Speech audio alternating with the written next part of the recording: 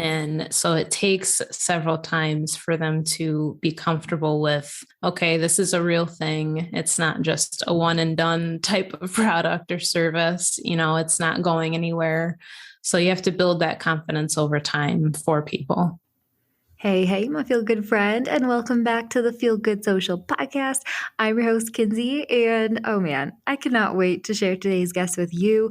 Evelyn is not only just a super cool human who I feel like gets me, you know what I mean? Those people who you have conversations with, and you're just like, can we just keep talking for 2 more hours? Which did not happen. But also, she is a former Social Map student of mine. She joined the Social Map course the last time I ran it live, and we have connected just on and on since then. She's a social media manager who specifically helps nail technicians show up on social media without wasting their time or losing their mind, which I totally hop on board with. And she shares tons of awesome, tangible tips with you today in our conversation. I cannot wait to dive right in, so let's do it.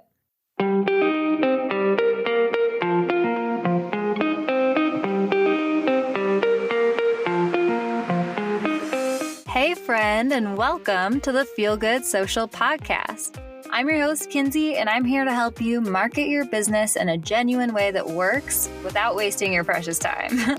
On this show, we chat about social media strategy and mindset tips with a focus on, you guessed it, feeling good. So sit back, relax, and enjoy some genuine conversation for the good of your biz.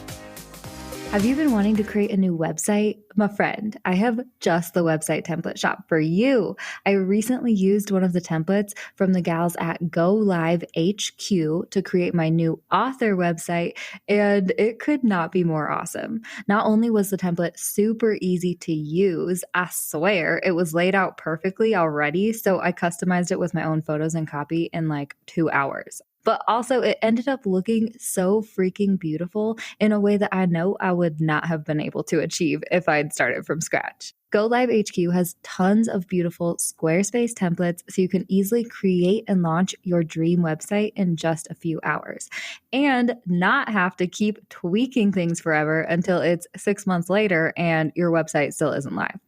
That may or may not have happened to Feel Good Social's website. So believe me, I feel you on that.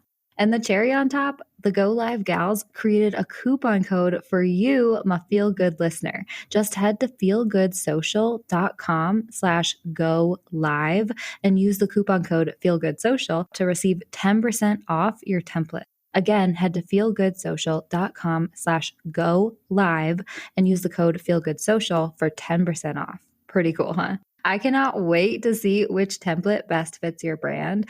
I went with the Jada Ellis template myself for KinseyAlyssa.com, but it was seriously a really tough choice. So when you do, head to feelgoodsocial.com/go live and snag your new template. Make sure you send me the link to your new website because I definitely want to see it. All right, let's dive back into this episode, my friend. Hi, Evelyn. Oh man, lady, I am so excited to have you on the show. Thank you so much for coming on the podcast. Yes, absolutely. Okay, so we already know each other, we have a past and all that stuff, but I would love for you to share with my listeners, who are you, what do you do, and who do you serve? Yeah. So my name is Evelyn, and I specialize in helping nail techs with their Instagram strategy, making it easier for them to use so they can have more clarity and really just gain back their time because we all need that, right? Oh my gosh, yeah. And I totally feel you. I feel like this is why we align so much because like our focus of our industry in our brands is that like time saving aspect of social media and all that stuff. And I just can't wait to chat with you and geek out with you about social media. But I always kind of like to start by asking people, how did you get started in entrepreneurship? How did you get started creating your business? What does that look like for you? Yeah, so I guess I'm considered a serial entrepreneur or multi-passionate entrepreneur. I don't know the exact term of it, but I honestly had a love of hair and nails from the time that I was very little. And I would always be doing my doll's hair, my friend's hair. and their nails. And in high school, I actually would braid some friends' hair for money. And so that was like my start of, I guess, entrepreneurship. And in between the times that I wasn't able to work in the salon as I got older, after I got my cosmetology license, I was always doing something, creating a business or making things to sell. So that's kind of been the journey thus far. And because of my endometriosis, I actually left my last job at the salon, and I just had to think about, like, what am I going to do where I can just be honest with myself, my body, take care of myself, but still, be able to work from home and be able to help in the nail industry, because that was, my favorite part of cosmetology. So that's kind of how J Rose Virtual Services was born, and me being able to help with social media management to begin with and virtual assistant services. So that's kind of, the gist of how I got here. A lot of little things along the way. Oh my gosh, I love that too. And it's so funny. I came from kind of like an entrepreneurial spirited family myself, and I didn't even really think of it think that was different or think of it as that until I interviewed my mom for the podcast. And I was like, oh yeah, I guess I have always had this kind of I don't know if I've always thought, oh, I want to be an entrepreneur, but it's always been accessible to me and a no-brainer, oh, this is an option, and I didn't realize that was, did you come from a family like that too? Or did you kind of cultivate that yourself? Yeah. So my dad has owned his own business since 89, I want to say. So basically my whole life, he's owned his business and stuck with it.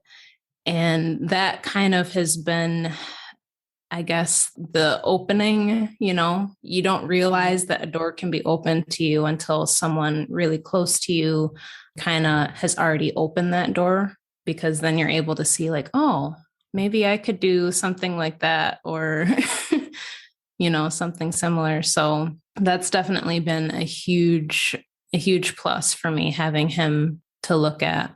Yeah. Oh my gosh. And I just love to when people's backstories have these big themes of, oh, okay, obviously this was going to be a big part of my life. You braiding your friend's hair in high school and all that stuff. Not only I feel it helps to kind of just create this fire in you, you're really passionate about what you do, but you know this as social media managers, storytelling is one of those things that we promote. And it's just so fun to have those backstories that you can tell like that, It really is. And it's kind of cool to pass that on. In fact, just last week, my daughter had this realization hey, you own your own business, Mom. And I was like, yeah. She's like, so you can take breaks whenever you want to. And I'm like, yeah. And so I can hear the wheels turning, She's like, when I get older, I'm going to own my own business too. I said, what kind of business? I'm going to have a lemonade stand. Oh my God. Oh my gosh. That is the most adorable thing. Okay, watch out. She really is going to grow up and create the next Honest Lemonade or something. She might. I'm here for it. But that was a really cool realization. I'm affecting, what she sees, and what she sees for herself. Yeah. And it's so funny. I know I don't have kids, I'm a dog mom myself, but I work with a lot of moms too, like you. And I was talking with my other client, Leslie, who they own a family business. And she said that her daughter helps them in the shop and stuff. And her daughter went off to kindergarten this year. She was like, don't worry, Mom, I'll still make time to help you guys in the shop. That is so adorable. And it's those things that, I don't know, do you feel it makes entrepreneurship even more worth it for you when you saw that shift in your daughter and you're just I'm creating possibilities for you that I didn't even realize? Yeah. And it kind of puts it into perspective why you're doing it. Because sometimes we can forget along the way, different pressures and difficult times in our journey, why we're doing it. And so that perspective, especially a child's perspective, helps you kind of bring it back to reality. Like, okay, this is, it's a journey, and it's okay, to be in the journey, have those ups and downs and things like that. But it's worth it. Oh man, lady. I love this conversation so much.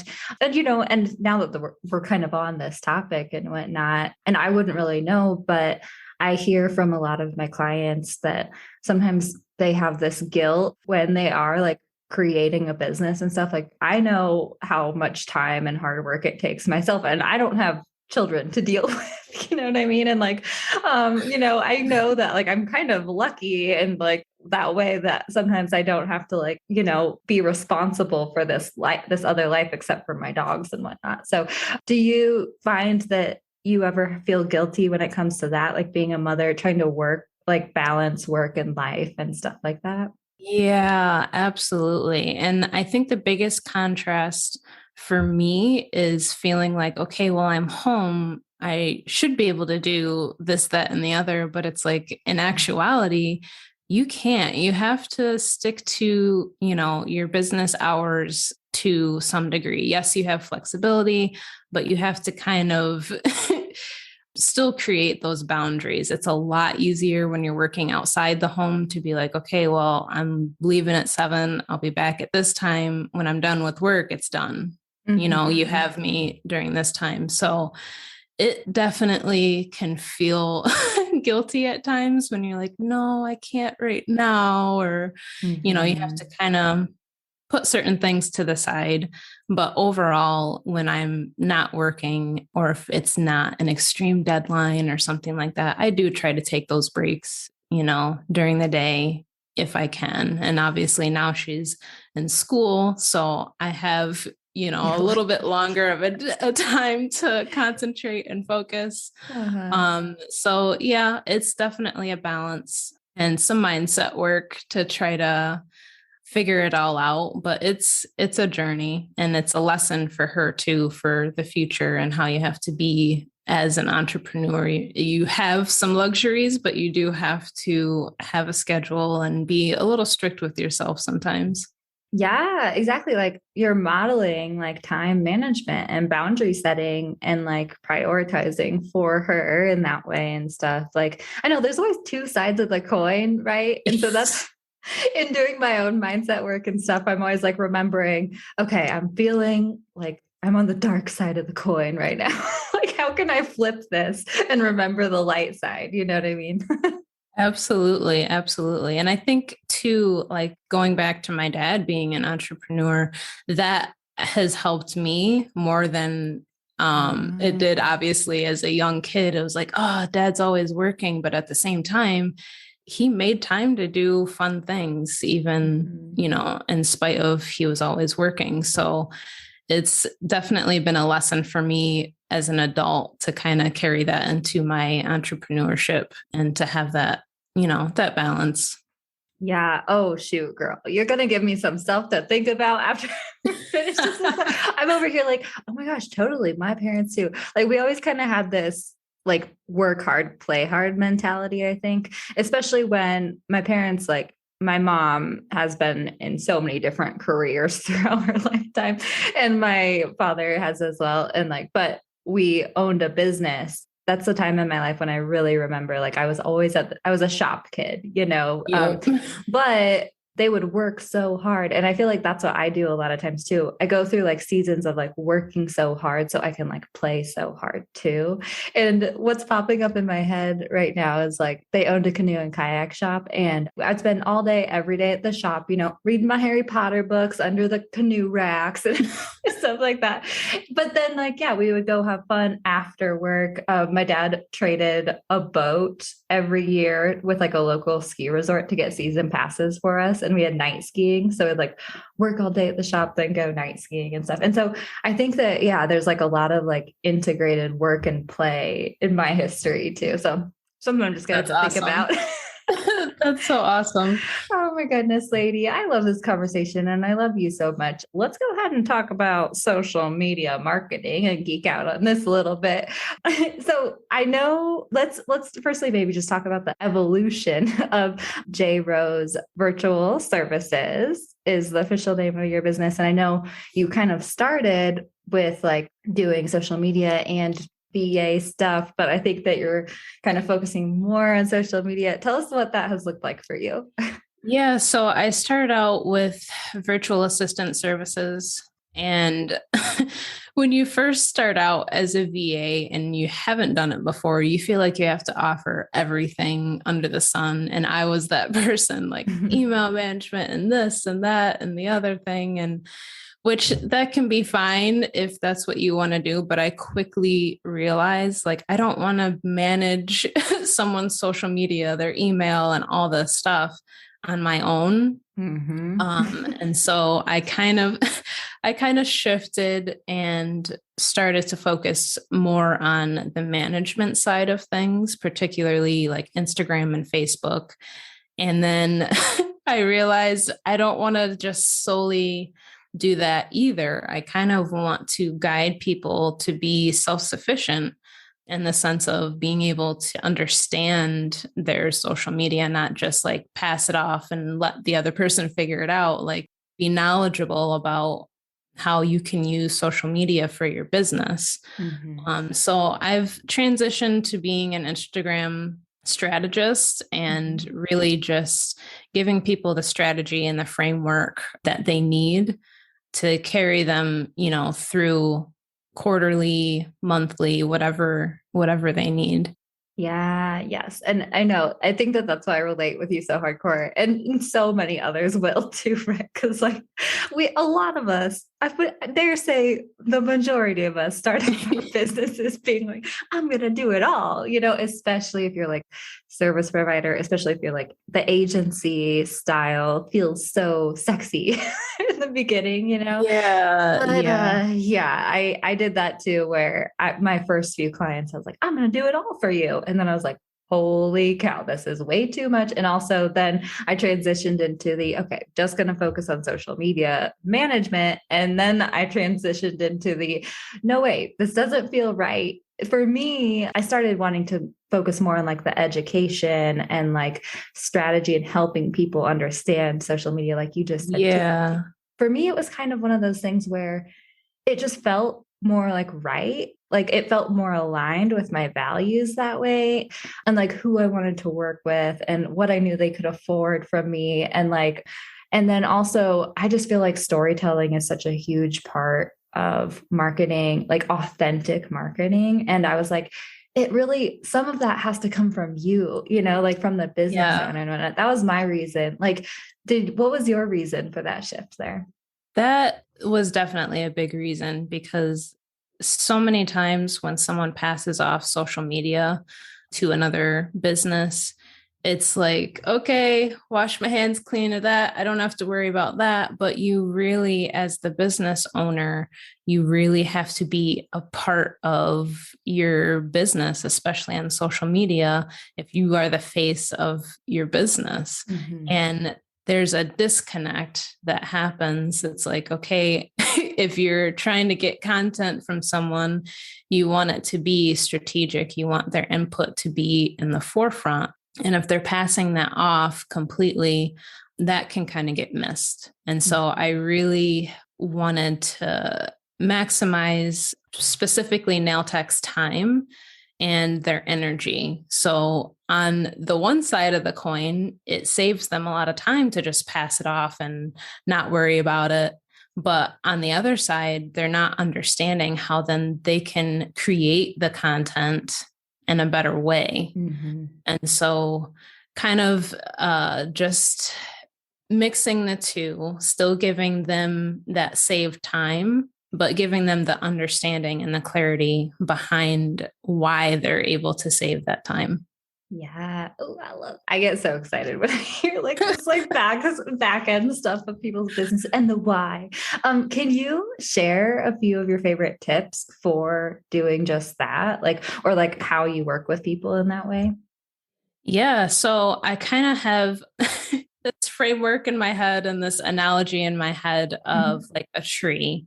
And so I tell people there's four parts. And really the first part is establishing your overall goal. Like, why are you on social media in the first place? How how do you want to use it in your business? Are you trying to have brand awareness, build a community, grow your email list, figuring that out first? And I liken that to like the soil.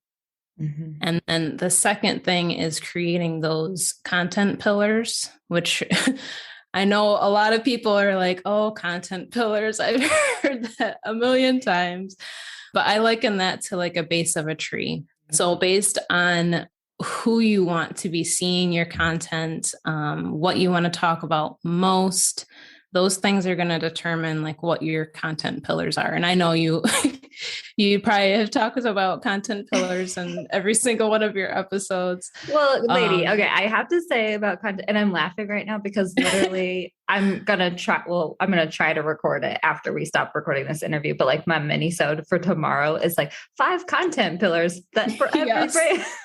But at the same Yes. time, content pillars are so helpful. And the first time you hear about them, it's like that aha moment, right? Like Yeah. Yeah. that's how I felt when I first found out about content pillars. That's how our social, oh no, I'm not sure if you've connected with Shelby, but one of my other social mappers, Shelby, she was like, content pillars changed my life, Ken. And I was like, I didn't really like create the idea, but like it's one of those things. So guys, content pillars, if you haven't heard about them, go back to mini-sode. I don't know what number it's going to be. Probably 21, I think, or 22. I'm talking about them there, but for sure, lady. Okay, keep going. I Yeah. love this tree analogy. So those pillars can be like inspiring content, entertaining, engaging, and educating. But within each of those, you might have an education content pillar, but your categories underneath that pillar might be different than me, different than, for a nail tech, what they're going to educate on. So that's where the customization comes in when I help, people develop those content pillars. It's like, yes, you have your broad ones, but you have to get more specific on how you're going to use each one of those. And then the third thing is your frequency. And this is something that can be a little controversial in the social media world, like post every day, don't post every day. But really figuring out your frequency. I liken that to like the branches of a tree. You need to determine how you're going to extend yourself and how far. Because if you Okay. don't determine that, it doesn't really matter what you create, around that and your content pillars and your goal if you're going to burn out in the end. So creating a solid boundary around your frequency and how often you want to post and the kind of content that you want to create. So that kind of goes hand in hand. You want to put out quality content, but how often can you do that?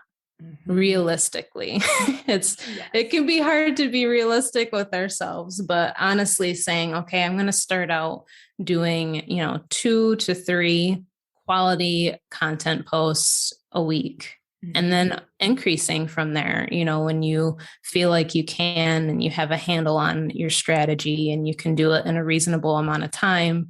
That's huge for me, just managing that time and energy part. So huge, lady. Oh my gosh, I know. And that's one of those things too. That's what, like, we create social media overwhelm for ourselves. Like that's one of those like big mindset shifts that we have to like make in the beginning. And it is so life-changing because it just releases the pressure. I find that so often, and I don't know if you do too, like people are like feeling like they're always running on the hamster wheel, trying to catch up with their content in a way. They always feel like they're behind. They feel like it's overwhelming and it kind of paralyzes you. Like the deer in headlights thing in a way. But like, if you just release that pressure, if you create a plan of attack that's like baby steps doable for you, all of a sudden you feel more creative, and all of a sudden you go above and beyond, and then you feel good about yourself, and it just snowballs in this like positive way, you know? Absolutely. And that's like the fourth thing that I bring out too is the ideas. And it seems simple, like, oh, well, I have ideas, but a lot of people struggle with the idea part of it. And it's because the first three things haven't been haven't been taken care of. So I liken that to the leaves of a tree, especially fall time right now. You know, everybody's watching the leaves change. But once you establish all those other things, you can figure out how to incorporate your ideas into your framework in a way that breeds more ideas, like you said, and kind of keeps that wheel going. You can make the wheel go faster, you know, down the line if you want to, but it's important to kind of figure out each of those pieces to have consistent overall strategy. Oh my gosh, totally. Oh my, and you know, I feel like we know this budget. Like, I love a good analogy like this. So thank you so much for sharing the tree thing. And now my wheels are spinning and I'm like, okay, ooh, I love the fall leaves now. And I'm like, I wonder if we could extend this tree analogy to be like the full tree cycle throughout the year. So like in the spring, the buds are happening for your content. And then in the fall, as we hit like Black Friday, the leaves start to fall down and you have to lay it all out there. And then it cultivates it for I don't know. I'm like, I'm going to have to think about it. You're giving me a lot to think about this. Oh my gosh. Well, thank you for sharing that, firstly. And I totally agree. Yes, like absolutely. People often want to jump in, dive into the deep end or whatever when it comes to anything in life, but also like social media and stuff and they want to do like the shiny things first. And that's what I'm always telling my clients and students is like, slow down. Like, I know that you think you have an idea of your purpose and strategy and all these other like building blocks and like the foundation in your head. And I think you feel like you already know that, or you feel like it's not important, but we really need to take the time to like figure this stuff out, because then it's going to make everything else so much easier, so much better. You're to see better results, all that stuff. So that was wonderful, lady. Thanks for sharing that. Yes. Do you know what your brand vibe is on Instagram? I have a new fun quiz that's just for you, my friend. I, of all people, know how hard it is to figure out how the heck you're supposed to translate your brand to the gram. And with this quick 7-question quiz, we will help you hone in on your brand's personality, voice, and visuals so that you can show up consistently and create content that looks beautiful and feels on brand for you. This quiz is so awesome. It's been a long time coming, and I know that you're going to have a lot of fun with it. Plus, the results will help you show up in the best way for you. If you'd like to check out our new brand vibe quiz, just head to feelgoodsocial.com/quiz. Pretty easy. Head to feelgoodsocial.com/quiz to find out what your brand's vibe is on social media and start showing up there for your brand. Okay. I want to talk about your content box, lady. So Evelyn, you guys created, okay, I don't know. I'm just going to have you tell them about it, but it's like this amazing offer. And I was totally like creeping on your sales page. That's like one of my guilty pleasures is like going to people's websites and like looking at their about page, looking at their sales pages.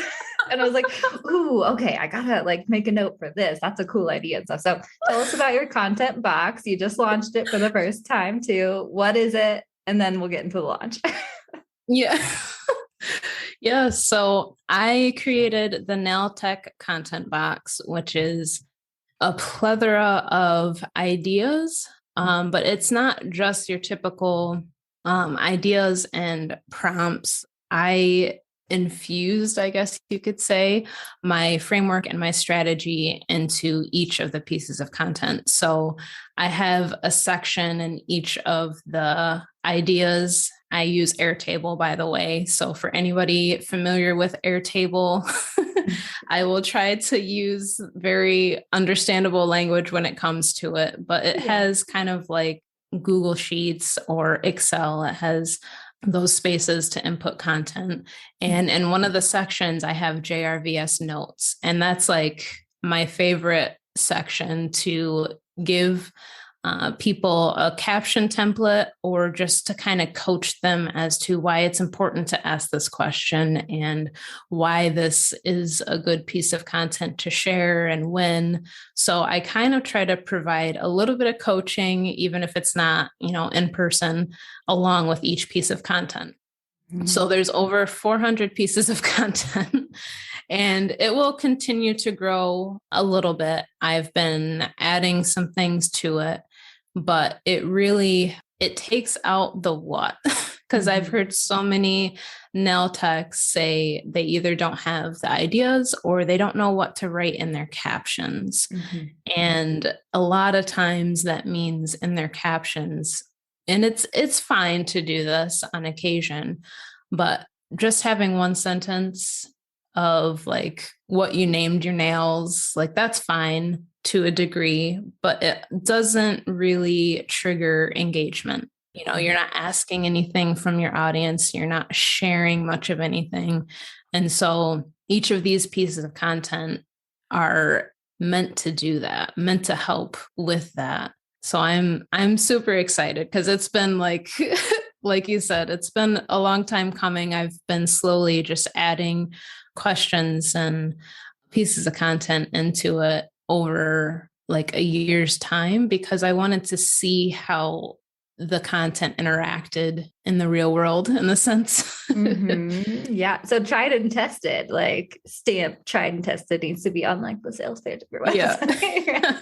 No, but I love that. And it's so true.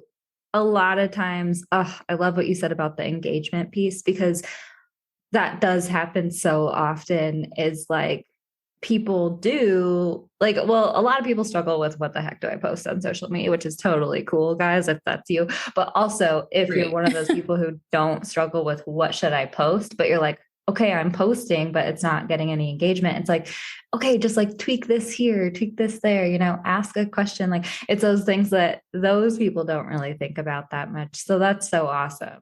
And I love the name, like content box. In my head, I'm like imagining like, and I know that this is not how you deliver it. I use Airtable too for the social map. So I was so excited when I saw you that, but I'm like, what if you like could send people like an actual box that they can like open up? It's like, let me open up my content box. Like, here's a prompt, or something like that could be fun for the future. I've thought about it. Yeah. Oh my gosh. Okay. Future ideas. We're both analogy.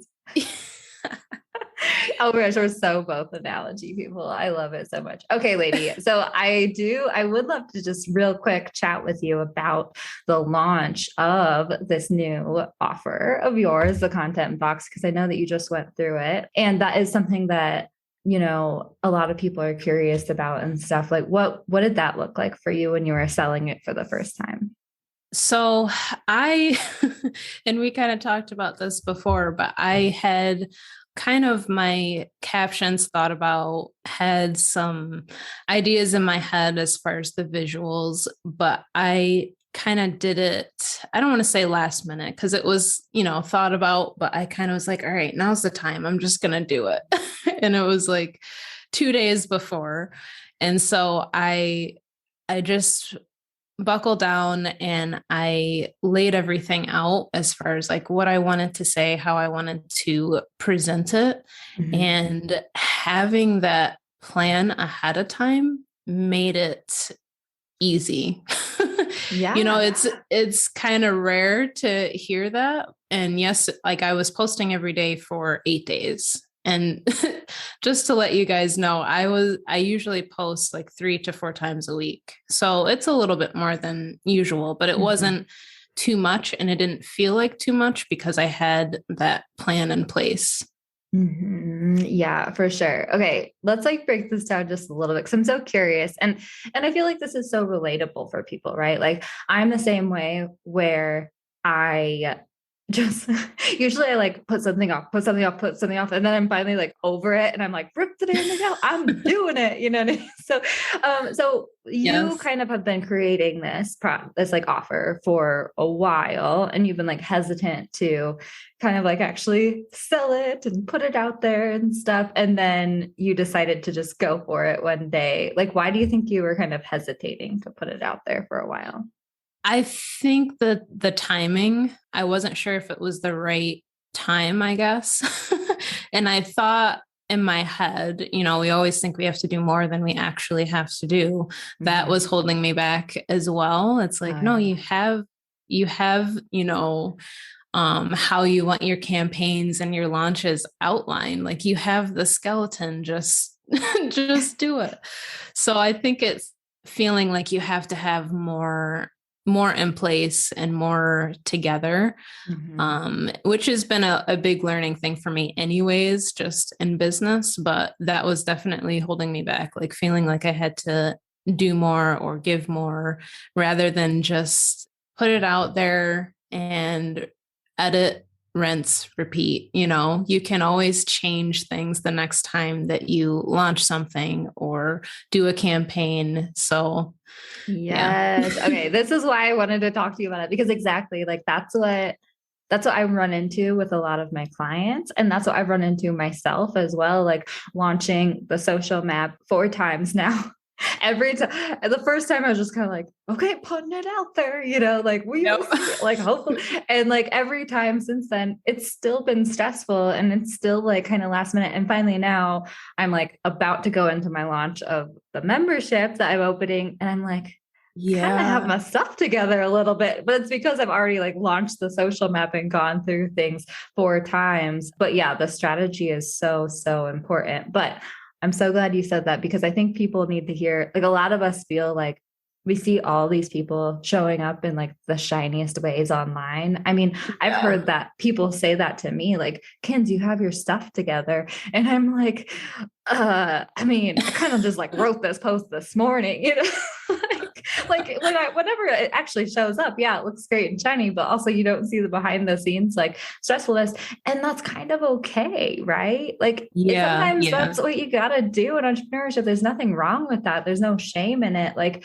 and through every messy step that you take, it'll get easier the next time. You'll learn something and you'll be able to, exactly what you said, rinse and repeat. I love that. But can you tell us a little bit about what your skeleton and what your launch like looked like? You said that having the kind of plan and strategy, just like spending a day to outline that was really helpful. What'd that look like, lady? So I outline, you know, the first day is like the introduction, like here I am, here's what I'm offering, selling, but making sure that you hit all the marks when it comes to questions that people are going to ask. People are going to want proof. So giving them testimonials and reviews is important. And then showing them the behind the scenes, like how you made it, why you made it, what it does, how it can help them with the overall goal of your service or your offer. Like if it's saving them time, show them how it's going to save them time, things like that. So each day I tried to focus on one of those specific things. So the first day was just like, here I am, here's this. And the second day, you know, you might have these questions about the content box. So here's some answers. And then showing behind the scenes, and especially going in my stories, showing more of, you know, my face and behind the scenes of things, and just kind of incorporating what using the content box, that framework and that strategy can help them with. So each one of the days, I did it for 8 days. I focused on a different segment. Yeah, a different content pillar, like promotional content pillar. Oh, I love this. And it gets me so excited because, again, it all comes back to, it's how I approach social media. It's how I approach launches. It's so funny. Yeah, we were chatting before this. I'm about to record an episode about planning a promotional campaign when we have, I'm going to try to batch record today. We will see if it happens. But yeah, like everything can feel so overwhelming at first, but then you kind of like think about it strategically. You give yourself like topics and themes and break things down into different days and stuff like that. And then all of a sudden you're like, oh, wait, never mind. Like, this is actually okay. Like, this is going to be fine. A lot of times I find that I end up with more ideas than I actually have days for, or like more content than I actually could really in reality use. Did you find that? Yes. Yeah, absolutely. Because once you break down like the core things that you want to share with people, I found that, okay, once I did those things, I was like, well, I don't want to do like a 2-week launch, but I kind of could. Because once you have everything, kind of laid out, you're like, oh, but I could do this and I could show this and that. But it really, however you lay it out, whether it be 8 days, 2 weeks, some people do a much longer launch. However you lay it out, making sure that you have all those things that you want to share laid out, and then you're able to use anything extra the next time. Like any extra ideas you have, you can always save them for the next time and kind of do A and B testing, which is like, okay, this time I'm doing this with this image, but the next time I'm going to change up the image, but kind of keep the wording the same and see what happens, see how people react to it. Yes. Ugh, I love this so much, lady. Okay, so quickly, let's go ahead. Would you like to share like how did the launch end up? Like, how do you feel about kind of the results or anything, and like your plans for the next one? Yeah. So my plans for the next one is probably either the end of the year, the very end of the year, or beginning to do another campaign. But my honest goal was just to have that awareness. So I feel like each launch should have an objective of, what what you're expecting, just so you can manage those expectations. So for this campaign, it was just product awareness. Like, I want people to know, the thing that I've been telling them about in stories and kind of giving them little glimpses of is here, it's available.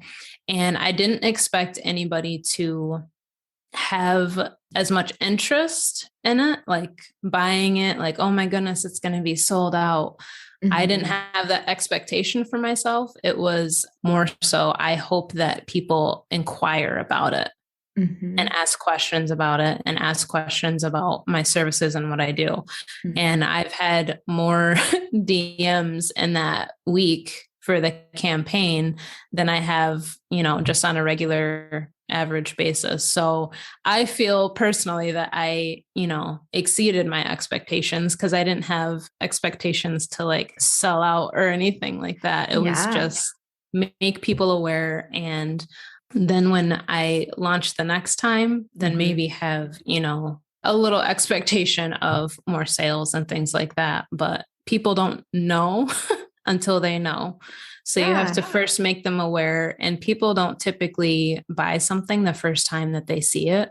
And so it takes several times for them to be comfortable with, okay, this is a real thing. It's not just a one and done type of product or service. It's not going anywhere.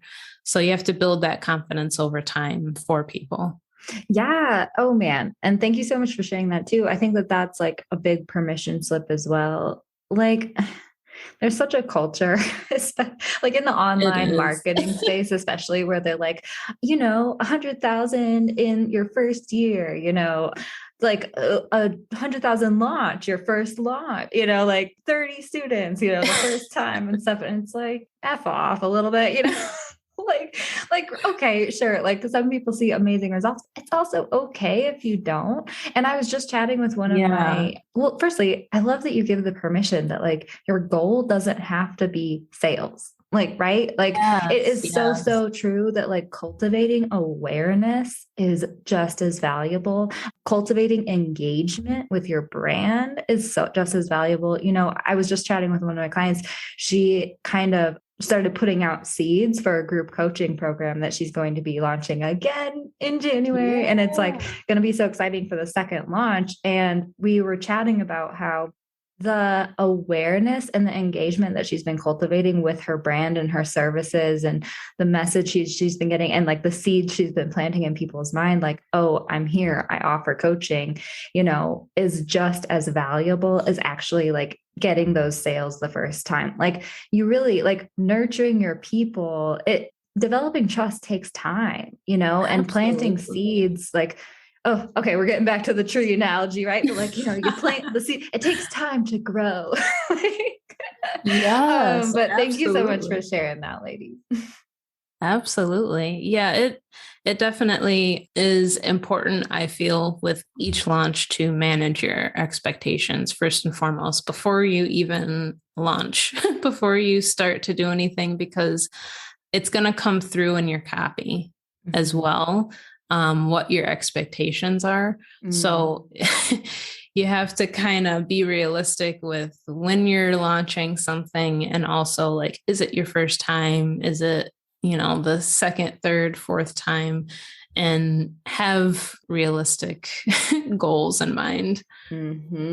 Oh man, lady. Okay. I feel like we could go down a whole nother rabbit hole. I know this could be a whole nother podcast. Yeah. Okay. Well, I was just about to say that, like, you're definitely coming back on in 2022. We're going to catch up with you at some point, but thank you so much for joining us today. I'm so excited to share you with my people. Can you please tell them how everyone can connect with you and learn more about you?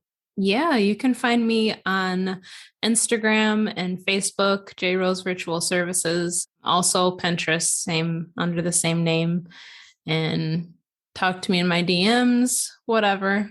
Yeah. Oh man. And we will link everything in the show notes for you too, so you can find her there. But thanks so much for coming on, Evelyn. It's been so fun to chat, honey. Yes, thank you so much. How wonderful was Evelyn, you guys? I knew you would love her. So if you did enjoy this episode, please share it with a friend who also could use to hear it, or share it to your Instagram stories and make sure you tag both me and Evelyn so that we can see it and reshare it and spread some love right back to you. We would absolutely love to connect you over on Instagram. I'm at Feel Good Social. And I hope that you have a wonderful week, my friend. I will catch you next time I catch you. Thanks so much for listening, my friend. For show notes and a whole lot of other awesome freebies, visit feelgoodsocial.com. Simply go to feelgoodsocial.com for all the goods.